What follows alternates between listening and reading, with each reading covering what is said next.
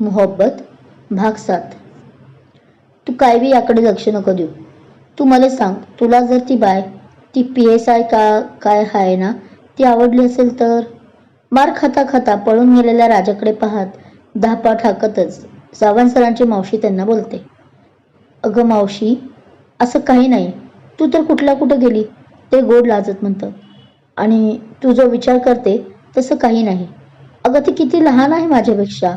जवळजवळ आमच्या 13-14 वर्षाचं अंतर आहे. ते पुढे आपल्या मावशीची समजूत काढत म्हणतात. पण नक्की ते कुणाची समजूत काढत होते? खरंच मावशीची की त्यांच्याच मनाची? बरं बाबा, ठीक आहे. नको सांगू या म्हातारीला. शेवटी म्या कोण ना तुझी? त्या उठत म्हणतात. नेहमीचाच आपला रामबाण चालवत आणि तिथून निघूनही जातात. ही मावशी पण ना कधी कधी कहर करते. त्या जाताच ते मागून नकारात्मक मान हलवत हसत म्हणतात आणि परत बाजेवर आडवं होतात. म्हणजे दादासाहेब, तुम्हाला तुमच्या आरोही मॅडम खरंच त्या अर्थाने आवडल्या नाहीत? तोच इतका वेळ तिथंच खांबाला टेकून आपल्या आई व मोठ्या भावाचं बोलणं ऐकत असलेला राजा तिथे येत म्हणतो. आलास तू? ये, तुझीच वाट पाहत होतो. ते त्याचे कान धरत म्हणतात. दादासाहेब, अहो मी तुमचा धाकटा भाऊ आहे. कोणी चोर किंवा गुंड नाही.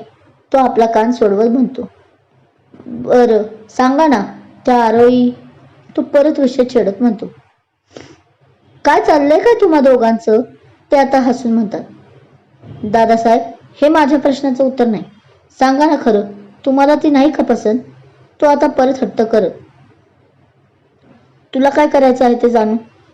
ते आता मांडी घालत त्याला भुवया उंचावून विचारतात. मला काय करायचं आहे? तो आपले दोन्ही खांदे उडवतो. तसं सावंत सर काय चाहत करत. अहो म्हणजे मला जाणून घ्यायचं आहे की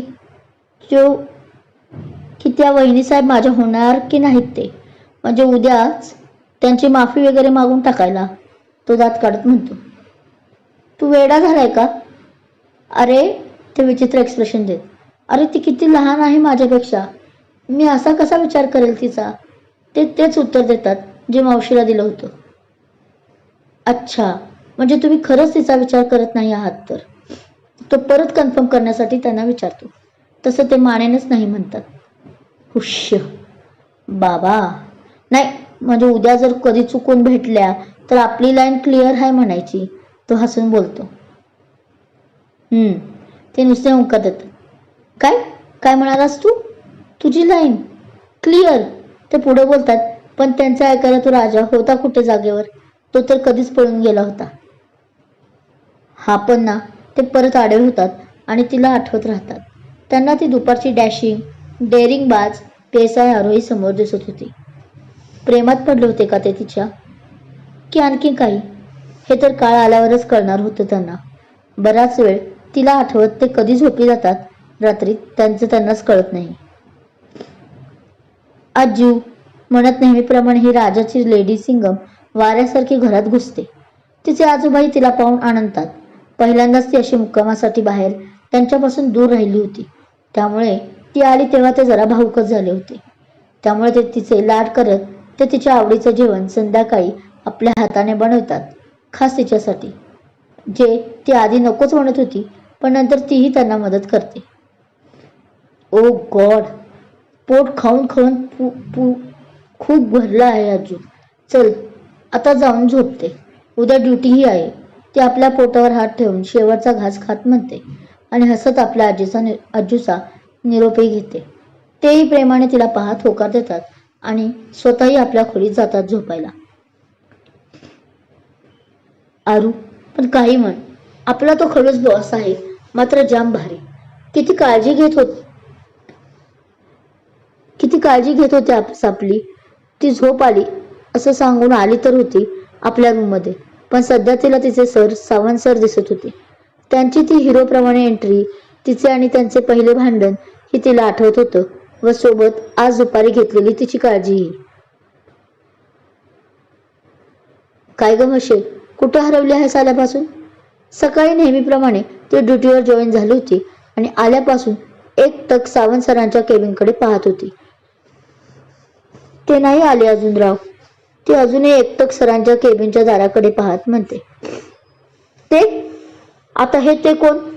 विना आपली बॅग एका टेबलवर ठेवून तिला प्रश्नार्थक नजरेने पाहत विचारते, अगं असं काय करते? आपले सर, सावंत सर. ती अजूनही आपल्याच विचारत, अच्छा, तू त्या खडूस बद्दल बोलत आहेस का? विनाला आता कुठेच जाऊन समजलं होतं. ते विनूचा खडूस बॉस. माझे तर आपले. ती कालच्या त्या डॅशिंग सरांमध्ये पूर्ण हरवून. तुझे? विना संभ्रमात. ओय, पण ते तुझे कधीपासून झाले? ती मात्र आता पुरती हँग होऊन तिला हलवते. विने, अगं हळू की. आणि तू इथं काय करते? कधी आलीस? आणि तू? तिला पाहून मात्र या मॅडम कोमामध्ये. अगं ए, कधी आली म्हणजे? गेली 5 मिनिटे. मग तू कोणाबरोबर बोलत होतीस? तिच्या कपाळावर टपली मारत ती म्हणते, मी कधी कुणाबरोबर बोलत होती? पण आरोही आता उगाच बावरल्यासारखी करत होती, कारण तिला कळालं होतं की आपण जे नादात बोलून गेलो ते ह्या मॅडमनाच बोलून गेलो आणि आता काय आपलं खरं नाही. हो का? बरं, ते सर्व जाऊ दे. आधी मला सांग, हे तो खडूस. तसं आरोही एक हात कमरेवर ठेवून तिच्याकडे एकटक पाहते. आय मीन ते सावंत सर तुझ्या कधीपासून झाले? विना आता आपल्या भुवया उडवत विचारते, ज्याने आरोहीला चांगलं जडपण येतं. माझे? आता हे काय नवीन तुझं विनू? मी कधी म्हणाले असं? चल, काहीतरी तुझं. ती जराशी लाजतच बोलत होती, पण तसं दाखवतही नव्हती. तोच घसा खाकरल्याचा आवाज येतो आणि दोघी दारात बघतात तर सावंत सर आपल्या पॅन्टच्या दोन्ही खिशात हात घालून त्यांच्याकडेच बघत होते. Oh shit. त्या दोघी त्यांना सॅल्यूट करतात आणि पटकन आपल्या टेबलवर जातात. Silly girl.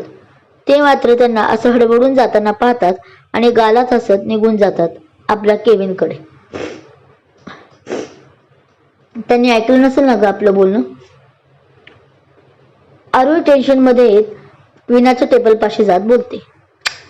विना तिकडेच त्यांच्या केबिनकडे पाहत तोंडातून आवाज काढत म्हणते, तुला काय माहित? बघितलं ना ते कसं पाहत होते? आरोही मात्र आता थोडी रागात पाहत म्हणते, हो मी पाहिलं ना, पण मला वाटते तू नाही नीट पाहिलं की ते नक्की कसे पाहत होते, तेही खास तुझ्याकडे. विना हाता हसत म्हणते, माझ्याकडे?